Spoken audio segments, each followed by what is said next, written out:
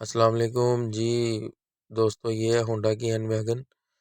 गाड़ी के अंदर प्रॉब्लम ये आ रही है कि स्टार्टिंग लंबी है एक तो, और कभी कभी स्टार्ट भी नहीं होती।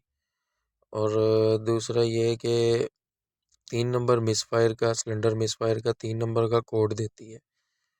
ये चेक इंजन भी आ रही है, स्कैनर लगा के देखा, गाड़ी के अंदर मिसिंग भी है। तो अभी आपको इसके इंजन की भी हालत दिखाते हैं, क्योंकि अभी जनरल चेक कर रहे हैं। आपको इंजन की हालत भी दिखाते हैं और आपको फिर ये भी बताते हैं इसका हल क्या होगा। ये देखें, पीछे भी धुआं है और आगे भी गाड़ी का इंजन मिसिंग कर रहा है और इंजन के अंदर ब्लो भी है। ये देखें, तो इसका इंजन खोलना ही पड़ेगा। इसके लिए हमें कोई फालतू और काम करने की ज़रूरत नहीं है। तो फर्स्ट ऑफ ऑल इसका इंजन खोलना ही खोलना है, उसके अलावा और कोई चारा नहीं है। इंजन हमने इसका खोला है, सारा तसल्ली से सामान देखा है। इसका जो 3 नंबर का सिलेंडर है उसके अंदर मसला था, वो हम लोगों ने इसको रिसोल्व करके तो अब हम गाड़ी स्टार्ट करके तो इसकी ड्राइव वगैरह करते हैं। असल में ये जो इंजन है ये डिस्पोजेबल से इंजन है। अभी फ़िलहाल इनका सामान भी नहीं मिलता, तो सामान बहुत मुश्किल से अरेंज करके हम लोगों ने 3 नंबर सिलेंडर का काम किया है।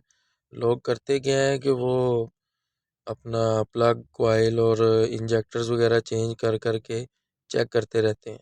तो सबसे पहले आप गाड़ी का सिलेंडर का प्रेशर चेक किया करें कि क्यों इतना मिसफायर क्यों दे रहा है। तो सिलेंडर का प्रेशर चेक करने से हमें भी पता चल गया कि इसके अंदर प्रेशर कम है बाकी सब की निस्बत। तो हमने उसी को ही खोला है और उसी का ही काम किया है, क्योंकि इंजन इसका बहुत महंगा है। 60-65 हज़ार रुपये की तकरीबन इसकी हेड असम्बली है। तो अगर सस्ते में जान छुट सकती है तो खोलने में और उसको देखने में कोई हर्ज नहीं है। तो जितना हो सकता है कस्टमर के पैसे आप लोग बचाएं। और बहुत इजी से इसका काम है, छोटा सा इंजन है। तो अगर आप कोशिश करें तो ये 10-15 हज़ार में ये मामला क्लियर हो सकता है।